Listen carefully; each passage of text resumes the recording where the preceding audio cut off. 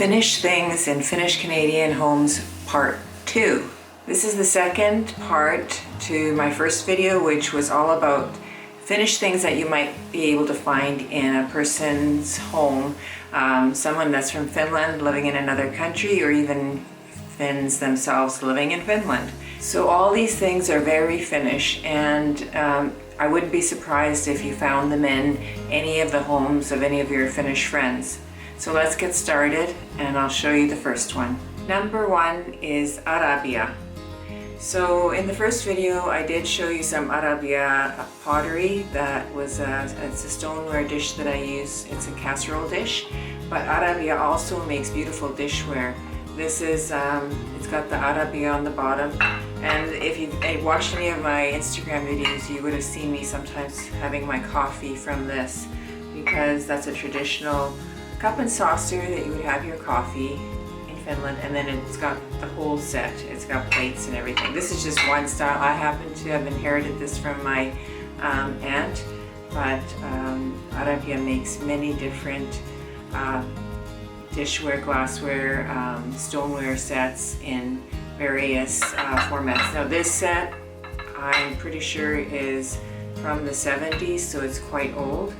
Okay, number two is Iittala. Iittala is a very, very famous glassware company from Finland, and their traditional logo is the red circle with the eye inside of it. So this is an example of an Iittala glass. This is like a little shot glass or some kind of a little juice glass. This is a very popular type of glass and pattern that they have on here that you can tell that it's Iittala. They have this type of glassware. They have it in everything from water glasses, wine glasses, beer steins. It's endless, and they make vases and a lot of different beautiful timeless pieces. Iittala was actually founded in 1881, so it's a very old company that's been around forever and well known throughout the world. Okay, next, this item here is not something that I have from Finland. I didn't inherit it. I actually bought it from, I was at the Scandinavian fair, and a Finnish woman that weaves rugs was there selling, and I bought this. This is a Finnish rug, and you would sometimes call them rag rugs.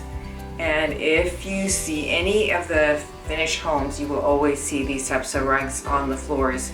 And if you go to IKEA, you'll be able to see these types of rugs there too, that are sold, that are not handmade like this one is, but this is a very traditional kind of rug that you would find in Finnish homes on the hardwood floors and the hard floors, because they didn't have rug throughout the homes like here in North America we tend to have. Okay, and number four, so along with those rugs comes the rug beater. And in Finland, because they didn't have wall-to-wall carpeting, they would have these rugs, rag rugs or scatter rugs throughout the home. They would roll them up and take them outside, and outside you'd have, it almost looked like goalposts, and everybody would, this is what I remember from when I was a little kid, you'd go outside, take your rugs out, and then you'd hang them over those posts, and then you'd beat them, and that's how you'd clean the rugs to get all the dust and dirt out of them, instead of vacuuming them out. And then of course you'd also have nice fresh smelling carpets when you bring them back into the home. So this is a rug beater, and it's for those rag rugs that we have. I'm not sure if they still do that in Finland, but I know they did when I was growing up, because I remember on weekends I would hear the beating outside of the rugs being whacked and cleaned, and it was kind of a thump thump thump sound that you'd hear on the weekends when people were cleaning the rugs. So if you find this stuff interesting, give this video a thumbs up, and then I'll know, and maybe I can make some more videos about different topics about Finland. I do have a video out that's just about the rugs and rug beating, and I'll link the video here in the corner and down in the description also. Okay, another Finnish thing that you may or may not find in every Finnish home or family, but in ours we had this. This was from my mom's side. So my grandparents from my mother's side had this Perhe Raamattu. This is a family Bible, and in the front of it, and just so you know, Finland is a very Lutheran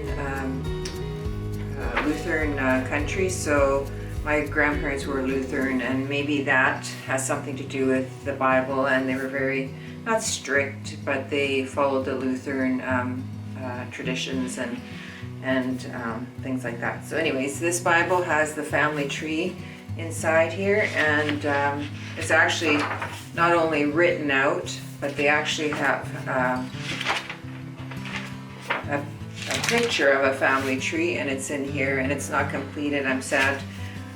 I wish it had been, but this Bible is really big. It's illustrated, and it's a real family heirloom, that's for sure. This sixth item is very near and dear to my heart, because when we moved to Canada in 1971, my parents had taken some English lessons in Finland, and I remember my mom and dad used to try to teach us some English words before we moved here.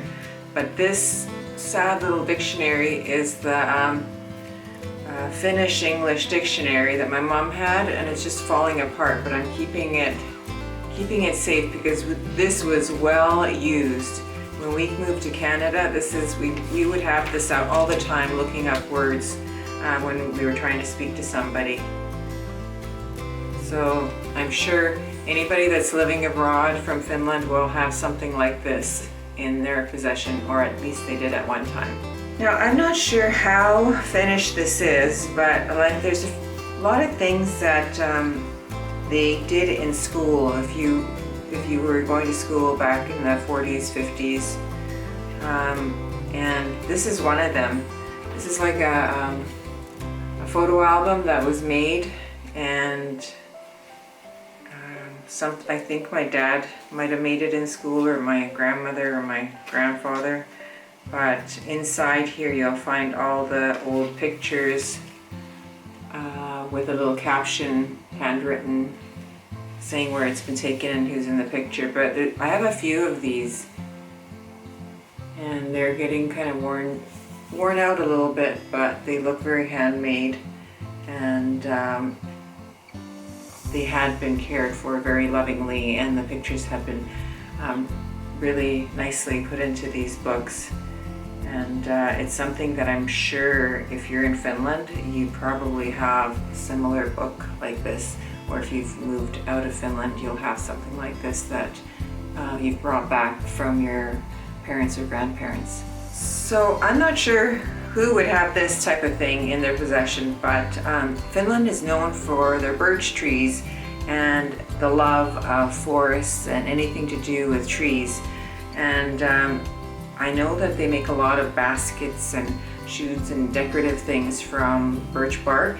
And this is a ring that was given to me at one of those Scandinavian markets by an elderly guy who made a lot of bark and wood things. So he just gave me this ring, and it had some kind of a meaning, and I have not been able to find it. It's kind of like an old wives' tale about, I really don't know, but anyway, it's just made out of birch bark, this little ring. So I'm not sure if somebody would have something like this in their possession, but certainly ornaments and decorative items and things made out of birch bark for sure, because that is such a big part of Finnish style, I think. So going along with nature and all the wonderful things related to the trees and the forests, Finland is very well known and loves textiles. And I'm just going to look up this company. It's called Lapuan Kankurit. And this is actually a tea towel that my niece bought when she was in Helsinki. And it's just a beautiful, beautiful textile from this company that's in Finland. And basically they're weavers from Finland, and one of the things that they do, I'm just reading from here, they weave sustainable sauna and spa textiles, kitchen textiles, and interior textiles from natural raw materials, linen and wool. They weave Nordic design inspired by pure nature. And I think that's the main thing about Finland, that they're very into nature, and everything that they make relates to that, it seems, which I like. Okay, and the last item that I have is a cross stitch that my mom made when she was just a young girl, and this is it. So I'm not sure how many Finnish people have cross stitch in their homes. I know that Perhe rugs, like rugs that you put on the wall, are very popular, but I have several cross stitches that I only have this one that my mom made, but I have some from my grandmother, and they're not framed or anything, but cross stitch seemed to have been huge at one time. I mean, this must be from the late 1940s, 1950s, so this is just something that means a lot to me because my mom's no longer around, but she made it when she was a young girl.